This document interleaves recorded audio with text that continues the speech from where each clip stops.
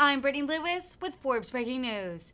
At a House Judiciary Committee hearing on Thursday, Representative Jamie Raskin denounced acts of vandalism, graffiti, and break-ins against churches following the Supreme Court's ruling to overturn Roe v. Wade. He then asked his other colleagues on the other side of the aisle if they were willing to denounce acts of murder and violence against reproductive health care providers. Raskin called on every pro-choice Republican in the country to abandon their, quote, dangerous extremist party and come over to a party that stands up for the freedom of the people. Here's more from the Maryland Democrat. The chair now recognizes the gentleman from Maryland, Mr. Raskin, for 5 minutes. Mr. Chairman, thank you very much. When this hearing began, the gentleman from Ohio rattled off a list of incidents of vandalism and graffiti and break-ins at churches taking place, and he mentioned several of them in my district. And I want to say that I denounce and I categorically reject these outrageous acts of vandalism and graffiti and break-ins against churches in my district, regardless of who did them. Left, right, or center, this must end, and this is not a proper way for anyone to treat other people's property or churches or to express political opposition. Now, does the gentleman from Ohio and to his colleagues on that side of the aisle reject the acts of the already proven acts of murder and violence that have been taking place against doctors, nurses, police officers, and healthcare providers, not over the last several weeks or months, but over the last several decades? Did they denounce the murder of OBGYN Dr. David Gunn of Pensacola, Florida, who had been the subject of wanted posters by Operation Rescue? Do my colleagues did they denounce the murder of Dr. John Britton, a physician, and James Barrett, a clinic escort, also shot to death in Pensacola, Florida?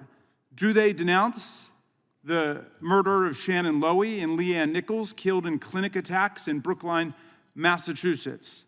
How about Robert Sanderson, an off-duty police officer who worked as a security guard in an abortion clinic in Birmingham, Alabama, who was killed when his workplace was bombed? And so on. I could go on all day. I just have a couple of minutes. Murders, assaults, kidnapping. Where do they stand on all of these? Hundreds and hundreds of acts of violence against abortion clinics, or do they just oppose incidents that take place? We don't know by who, for example, in my district yet, but presumably they think by people on the other side. I denounce it all. Do they denounce it all? I hope that they would. Now, I was hoping my friend from Louisiana would still be here. I'm glad, I know he had to go vote. I wonder if my colleagues know, I know that my colleague from Louisiana, the erudite Mr. Johnson, would certainly know this, that 5 of the justices, a majority of the court, 5 of the justices in the Roe versus Wade majority were appointed by Republican presidents. What if they know that? Justice Blackmun, who was nominated to the court by Richard Nixon. Chief Justice Berger, Nixon. Justice Powell from Virginia, of course, he was a Nixon appointee. Potter Stewart, Eisenhower. William Brennan, Eisenhower. There were 2 others in the majority who were Democratic appointees. LBJ had appointed Justice Marshall. FDR had appointed Justice Douglas, who was still on the court at that point. And of the 2 dissenters, one was a Democratic appointee, Byron White, and one was a Republican appointee. And in fact, that was basic constitutional doctrine for more than a half century, and Republican appointees kept reaffirming it, including Justice Stevens, the Ford appointee, and Justice Souter, who was a very strong champion of Roe versus Wade and the constitutional right to privacy. But what happened was a transformation within the Republican Party, because they began to insist that opposition to Roe versus Wade be a litmus test issue, the central issue that judges would have to pass or lawyers would have to pass before they got appointed to the bench.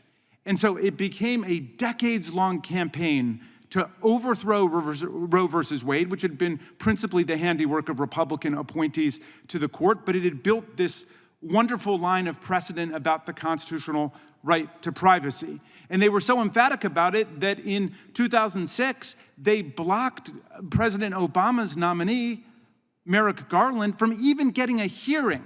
The chief judge of the D.C. Circuit Court of Appeals did not even get a hearing because they said it was too close to the election, a year before the election. Then what happened 4 years later with Amy Coney Barrett?